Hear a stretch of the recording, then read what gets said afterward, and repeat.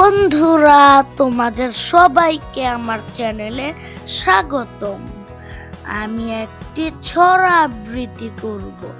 ছড়াটির নাম হন হন পন পন, লিখেছেন সুকুমার রায়। চলে হন হন, ছোটে পন পন, ঘোরে বন বন, কাজে ঠন ঠন, বায়ু শন শন, শীতে কন কন, কাশি খন খন, ফুঁড়া টন টন, মাছি ভন ভন, থালা ঝন ঝন, চলে হন হন, ছোটে পন পন, ঘোরে বন বন, কাজে ঠন ঠন, বায়ু শন শন, শীতে কন কন, কাশি খন খন, ফুঁড়া টন টন, মাছি ভন ভন, থালা ঝন ঝন।